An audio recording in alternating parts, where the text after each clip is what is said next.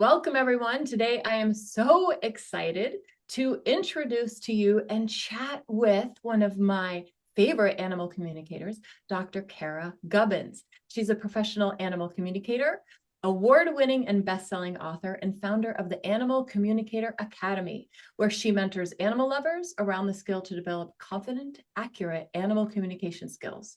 Through her teaching and more than a dozen books, wow, including The Animal Chakras, The Confident Animal Communicator, and The Abundant Animal Communicator. She helps people deepen their connection with animals, trust their intuition, and live lives guided by interspecies connection.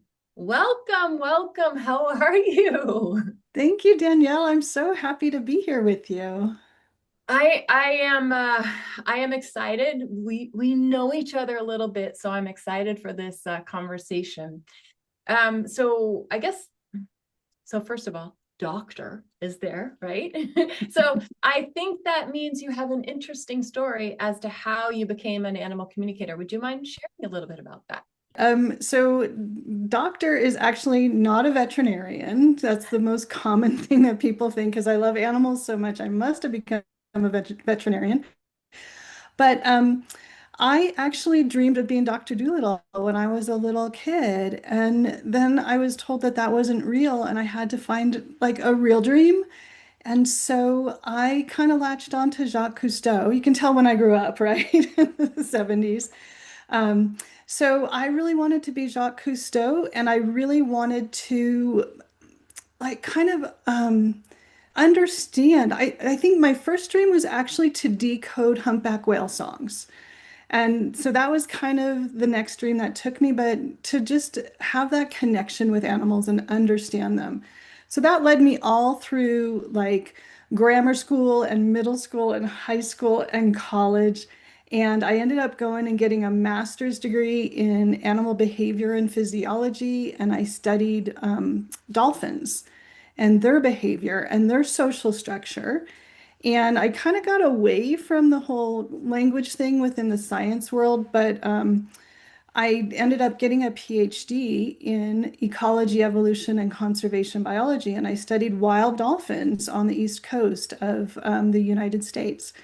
And I looked really deep into their relationships, their behavior, their social structure, and all of that. And I graduated with my PhD, and I went, huh, now what?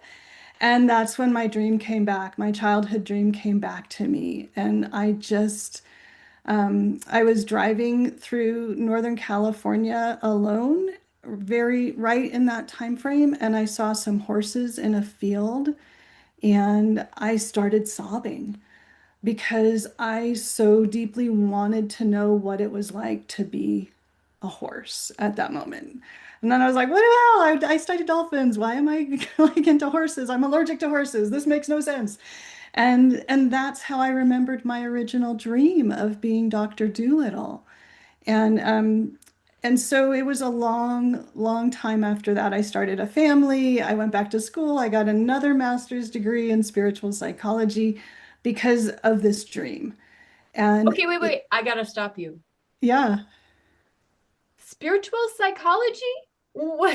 I know we're yeah. doing animal communication, but come on, tell me a little bit. What is spiritual Okay, so psychology? here's why I joined that program. It was because they said we help you make your dreams come true. Oh, I was wow. like, I have this crazy dream. It's not coming true on its own. I was like 45 or 46 at the time. And I was like, I got a finite time here and I need help. And so I went and it made all the difference for me because I kind of had this combination of training and intuition, right? So I was taking a class in intuitive skills and training, and at the same time, so I call that my training, and then this master's program in spiritual psychology was my untraining. It's where I cleared all the mindset. It's where I cleared all of the unconscious thoughts of why I couldn't do this, all of the crap I'd been told by family, friends, teachers, society about why you can't do this. That's what allowed me to clear all of those blocks and be successful. And so for me, that's the combination that really worked. And then it was like poof, off to the races. I was teaching at a college at the time. I quit my job. I started my own business within a year. And now here we are 15 years later.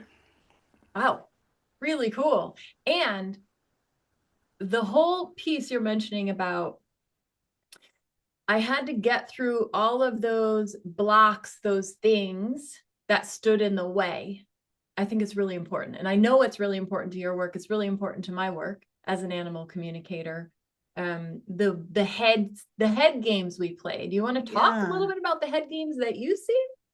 Yeah, so I think it's really interesting because I know people from literally all over the world who teach animal communication. And I've interviewed animal communicators all over the world for years now for my summits. And every single one attributes to their longevity, their ability to stay successful with doing mindset work. And all of the successful teachers are doing some kind of mindset work. It's not exactly the same as how I do it, but it's still the same thing and it's still really effective. So, for me, the biggest I think the biggest thing that stops people from being successful learning animal communication is not understanding that they don't have to believe everything they think. Because we all have these thoughts.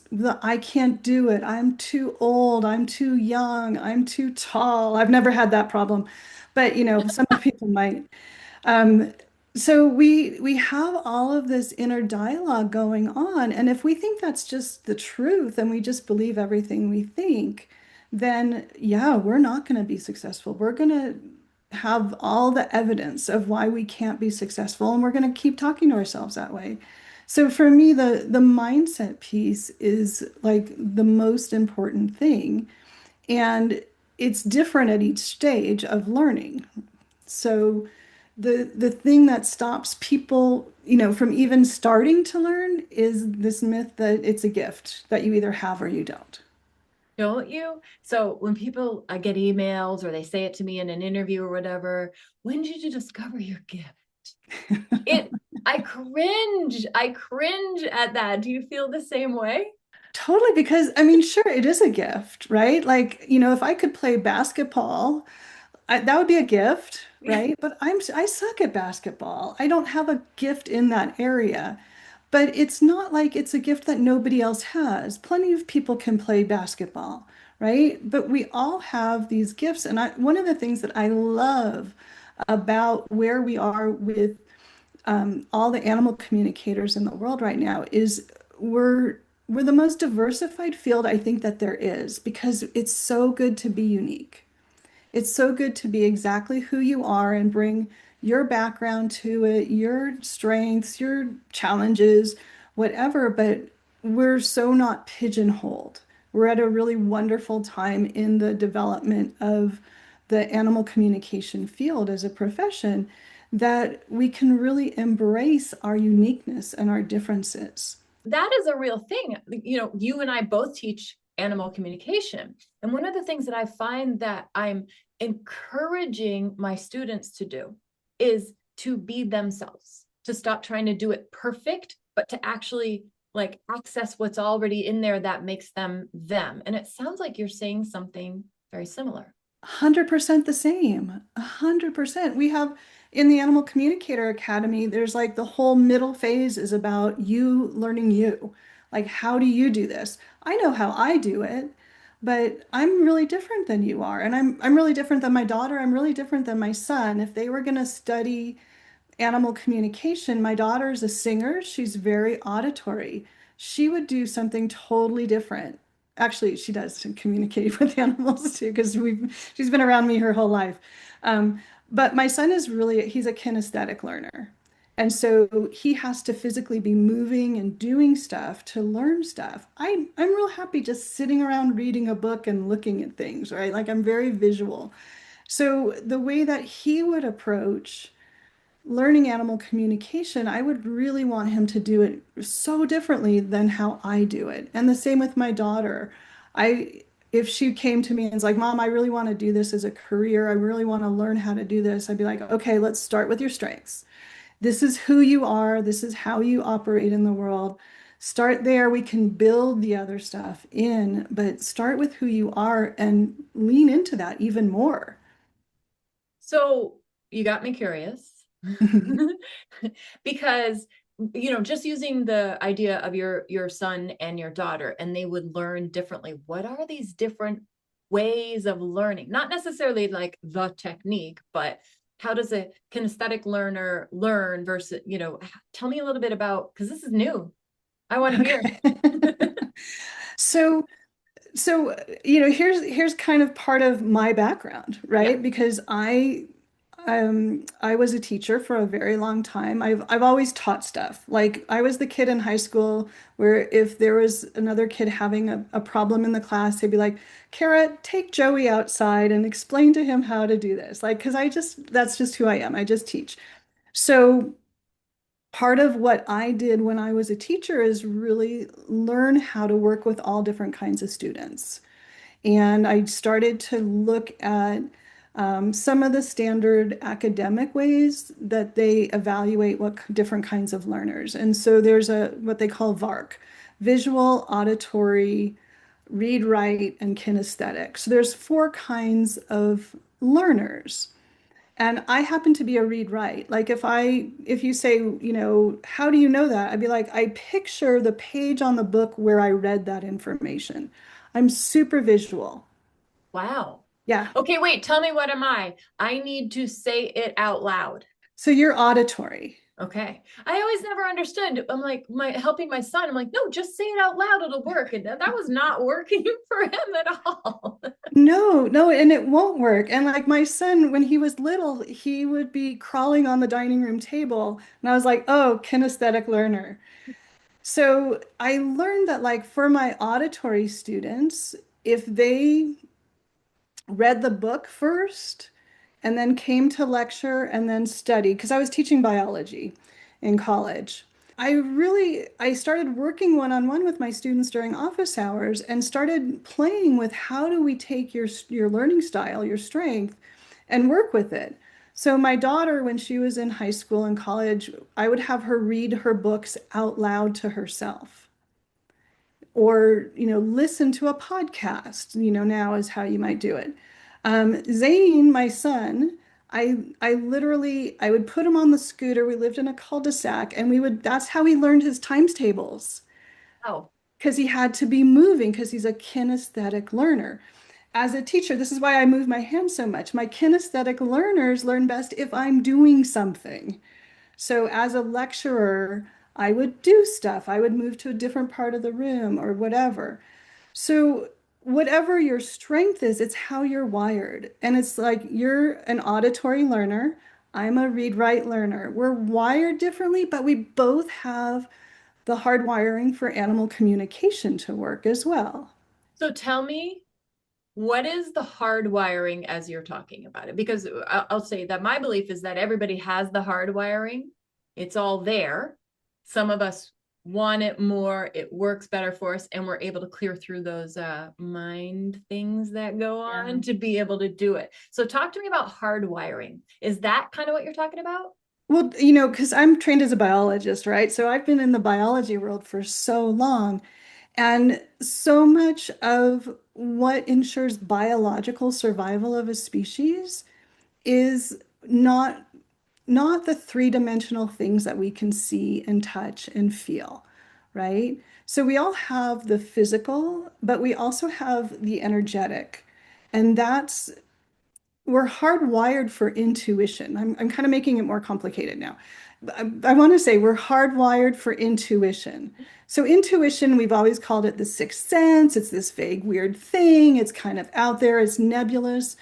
But think of any kind of animal. If they didn't have intuition, they would not survive, right? And humans, we're animals, we're hardwired for intuition.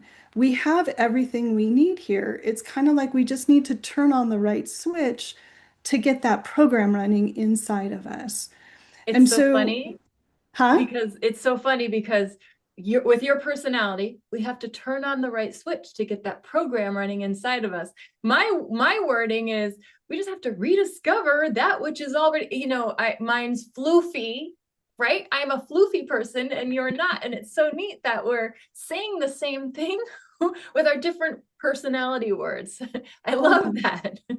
So I know Totally. I interrupted you, but I want to kind of veer a little because I know that in your teaching of animal communication, clearly it's based on the different types of learning, but I know you talk about that there's 3 phases of learning. Yeah. Can you share about that?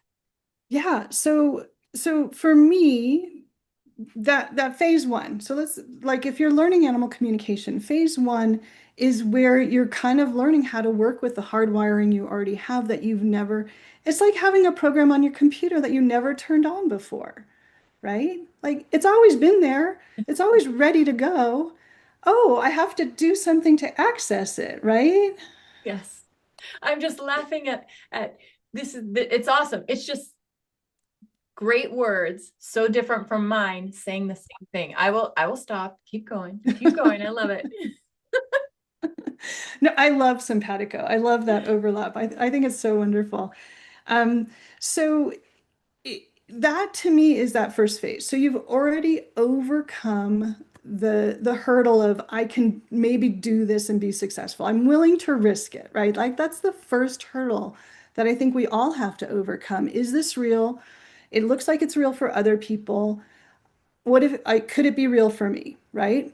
And so then now you're learning animal communication, and now you're like, okay, so if I'm hardwired for this, if it's built in, why can't I just do it? Right? And so that's why, because you have a dormant program inside of you that you've never really played with. You didn't learn how the user interface works.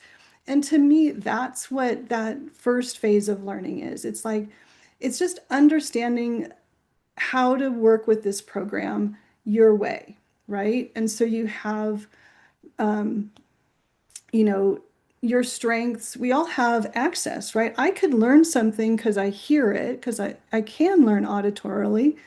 I can learn something by doing, probably, during the pandemic, my husband and I put in new flooring in our house. That was our pandemic project. So I learned how to put laminate flooring in by doing it physically with my hands, right? With my whole body. I can learn in all these different ways. It's just that I'm kind of, you know, more predisposed to learn visually. And so I want to start there. And to me, that's where we get our strength in that beginning phase is identifying what's my natural way to learn things, lean into that. And then, oh, wait, I can also hear things. Oh, okay, let's build on that. And so that to me is laying the foundation, learning how to work with that program that's already inside of you, that hardwiring, and just discoverability. And for me, in the Animal Communicator Academy, the the measure of success, the graduation from phase one, is having what I call your animal communication breakthrough session, where you have a communication with an animal that you can't explain away. You can't discount it. You can't, like, you're like, I really freaking did that. And you need all of this time to work with your software and your hardware, software being your brain, hardware being how you're wired, to get it to work together, to open up that ability. So that to me is what I call the first phase. So when somebody has that, what did you call it? Animal communication breakthrough moment. Yeah. When somebody has that, like I've seen them, I mean, cry. I've seen them have such emotional reactions when they finally can't get their brain around it and they just have to kind of like give up, give in, not give up, give in. Yeah. Yeah. I mean, it is a life-changing moment. It really truly is. And I think it's so heartwarming, it's so gratifying, it's so affirming, and it brings up so much emotion. I've seen the same thing with my students as well. Now, one of the challenges I see after the animal communication breakthrough moment is the person late next, they're like, but I had 4 raisins that day. I slept 5 hours. I was wearing my blue shirt and Mercury was not in retrograde. Do you run into that? Totally, totally. So now it's kind of like we have proof of life, right? We have proof we can do it. But then you go, wait, what happened? How did that happen? Why did that work that time? What did I do something different? Did I do something the same? Like what was that about? And that to me is the entry into the middle phase, the intermediate phase. Because now it's like, okay, I can do it. How do I keep recreating the conditions that allow this to happen, and how do I build on that so it becomes reliable? So I'm not like, crossing my fingers and wearing the blue socks every time or whatever. But it's I think that's also a process. It's a different learning process. It's a different challenge, and it brings up different practices, right? So you now have to start doing a whole bunch of animal communication sessions. So you discover, what did I do this time where it felt really good, but somebody said I got it wrong? Or what did I do this time where it didn't feel good, but they said I was totally right on? I was like, well, how do I make sense of this? And really, you don't. Your being does. You have to do it enough times that you integrate that learning process. And it happens, I believe, and we could talk about this if you disagree, but I believe it happens at this, I don't know if the word is unconscious, subliminal, something like there's a lot going on below the surface. And I don't think I can explain like what happens in this phase that help, to explain it. Does that, I don't know if I'm making any sense whatsoever. Well, so talk more about it because you're saying you don't know if you can explain what is happening in here to create a sense of, I'm going to do it even though Mercury might be in retrograde this time. Like Right. that where there's that kind of, it's not really it's not a confidence. Like and maybe, and definitely tell me if you think it is. For me, and when I'm watching my students, it's more of a, I call it screw it, screw it, like just screw it. I'm gonna go with it anyway. Yeah. Is that kind of what you're talking about? That bringing part? Yeah, I think so. I kind of describe it as stepping off a cliff. I used to do a lot of rock climbing, and every time that you climb up, you have to come back down. And so there's a moment where you're stepping off the cliff when you're rappelling back down the face of a rock that you just climbed, where you're like weightless and you're not totally 100% sure that the rope is going to hold you. And so that's how I kind of like, you have to get comfortable with being uncomfortable. You have to say, screw it, I'm just going to do it. Okay. You have to learn how to be wrong and be okay with it. Be like, I never know. I've been doing this professionally for 15 years. Every single time I say something to somebody, I don't know if I'm right or not. Isn't that the craziest thing? I think, and tell me if you agree, that like if I'm doing a reading, wherever I'm doing the reading, I'm trying to beat that part of my head that's like, hey, Danielle, hey, I just got to get it out before that part can That's right. stop Yeah. me. I totally agree. I totally agree. And so I think I, that's what that intermediate phase is about. It's like, if you have to be kind of a screw it person or I'm not paying attention person, but I think that you have to get enough experience so that whatever is going on inside has the ability to happen. And I don't know what that is, right? I don't know what that is either. But I know what the results look like. I Yes. know when someone's almost there. I can feel it. But what is going on at that deeper soul level to make that happen? I know the ingredients to give them to Yeah. get it Yeah. happening. Yeah. But what is that? I Yeah. don't know. Yeah, it's like a recipe, right? Like here's all these things, but when we put them all together, I don't know how to make the bread rise in the oven. Like that's not part of my understanding. So, But it we does. see it, right? And we The know how to bread does recreate rise, it. right? What'd you say? The bread does rise, though. It does rise. And I'm sure like, Somebody knows how that works. I don't know how it works. But it's the same thing as, an animal communication teacher. It's like we know that this is the recipe, and we know that if you do these things and you do it enough times, whatever needs to happen inside of you will put the pieces together. And so to me, it's like we're recreating the conditions as much as we can. And we're being scientists, of course. In my world, we're scientists. We're curious. We write stuff down. We take data. We look at our notes. We see the patterns. Oh, every time that I meditated the day before, that's when it worked well, or whatever it is. So So, how do you go then from phase 2 to phase 3? so I think the key to move from phase 2 to phase 3 is to do so many animal communication sessions that you get all of those things that we just talked about. Screw it, I'm just going to do it. I don't know if I'm right or wrong. I'm okay if I'm wrong. I'm okay if I'm right. Like you do it enough times, and I believe that you do it enough times that you see what you're bumping up against, and you learn how to work with the mindset. Because that's an ongoing skill forever and ever and ever that you're always going to have to do, even after phase 3. So to me, you graduate from this intermediate phase when you've had the combination of animal communication practice sessions and mindset work to feel really comfortable. Like, I know how to do this. This is reliable for me. And like we said, how does that happen? It happens. Trust your teacher. Do what they say. And just do it a whole bunch of times and start to notice what's working and start to notice what your self-talk is stopping you or making you procrastinate or making you doubt stuff.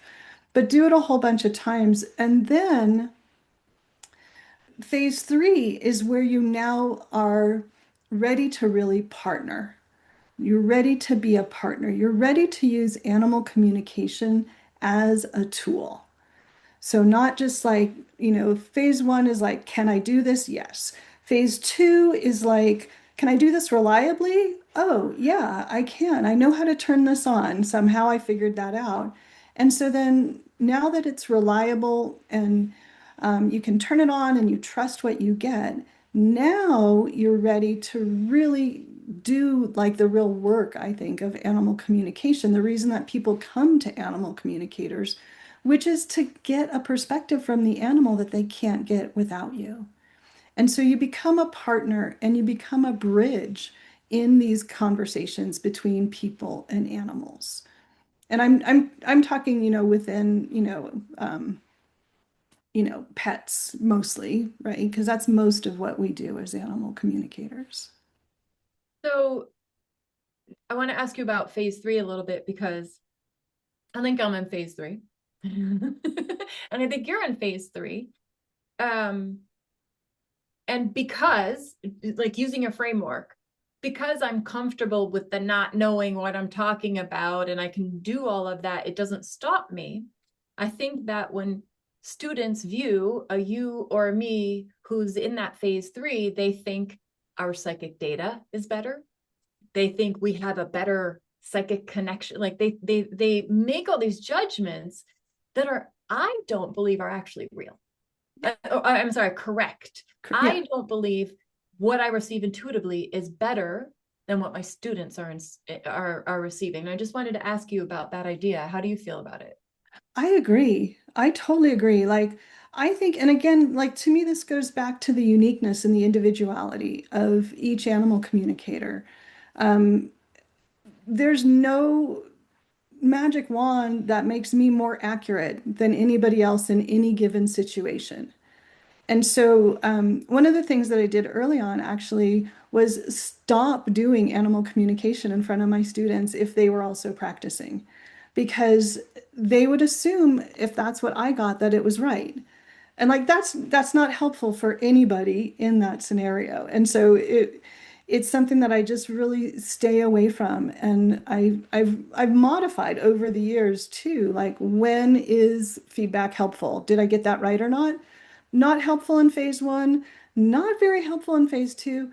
Now, phase three, yeah, now we'll start to refine and work on, okay, well, that was it was a short-haired Chihuahua, not a long-haired Chihuahua, or, whatever it was. But you have to go through these stages to get to the point where animal communication becomes so accessible, so on demand, that it's not getting that you're wondering if it's going to work or not is not getting in the way of having it be an effective tool to help animals and people. And I really believe there's 5 levels of animal communicators. So we've got the 3 that are students, and then we've got the practitioner who's, just maybe a volunteer or working with their friends or their own pets or whatever, not a professional. And then level 5 or phase 5 or whatever would be a professional. I just kind of distinguish between those two. So I'm going to put you in level 5, Danielle. Okay, And thank maybe there's a level you. 6 for teachers. I don't know. Like I think that starts to get like, oh, I'm better because I'm level 6 and 5. And you're not. It's just that you've worked with it enough, you know yourself well enough, you've cleared enough of your blocks that you've put effort into becoming a really clear channel for working with your intuition in your body and your energy field the way it works for you. And you can do that reliably and effectively. And that's what the goal is. And there's always more refinement we can be doing with that. Yeah, I do feel like I'm always learning. I don't want to not be learning anymore because if I stop learning, I'm sure like you, it's going to get really boring. Well, and I think too, like, anybody who's been a professional animal communicator for any amount of time, over, let's say, 2 years, you're gonna start having people come to you with the same question. Why is my cat peeing outside of the litter box? And if you think, oh, I know, you're screwed. They're screwed. You're screwed. Nobody's getting helped.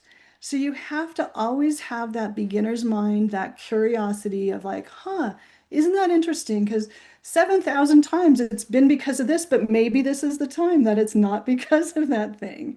Maybe it's because of something else. I just had an experience with that. Can I just tell a really quick story about that? Hmm. Because I think it's it's helpful in that I kind of stopped doing animal communication for a while because I literally couldn't take another cat not peeing in the litter box question. I'm like, I got to take a break. I can't take this anymore. And so I was at a fair recently where I volunteer my time and people give donations to the medical fund for our county shelter. And I was talking to this dog who had been peeing around the corner of the house, the whole house, the perimeter of the house. And thankfully, I've done my inner work on the whole, why are you peeing in inappropriate places? And I don't get all triggered and pissed off anymore, pissed off. But but I knew, because I've done this so many times, I know that this is the general area to look, right? I knew that these were the questions that I wanted to ask the dog to get to the right answer, because when dogs are peeing around the house, it's about leadership. It's about something disruptive happened and they don't feel comfortable with what's going on, or they don't understand something. There's some confusion. And so this was, to me, I just wanted to kind of say that part, because if I had gone in going, well, here I know, oh, you're peeing here, let me solve the problem. I'm not an animal communicator anymore. And I'm not facilitating the conversation that needs to happen between the person and the animal. But because I've been down this road so many times as a guide, I can ask the questions that are going to help that conversation be the most impactful that it can be. And I think that's the difference, and that's the ongoing mindset that this field demands of all of us in order to really do it right. Well, I love the story. I love the structure. I've never thought of it in a structure like that. It's a really cool way to think about this whole journey that people are going on. Do you have anything coming up, anything you want to share with people so they can know how to find you? What is going on with you that's cool?